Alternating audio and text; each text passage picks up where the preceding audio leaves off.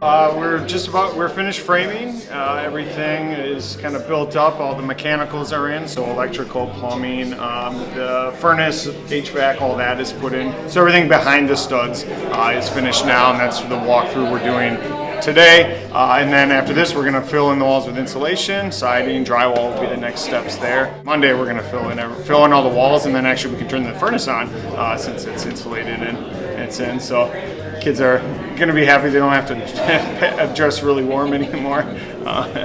Kids are out here just about every single day working with the tradesmen that are building the house, and they get to see every aspect of it. So it was a flat dirt lot when we showed up, and people will be moving in within like a week of us leaving, so they'll see everything from the excavation of the basement all the way to like the carpet and the trim work. They'll get to see every aspect. It's something like 46 trades, I believe, come through the house, and they get to work with all of them. I wanted to go in the trades, but I was questioning which trade I wanted to, but then when we were building the walls, it kind of like solidified what I want to do and go into carpentry.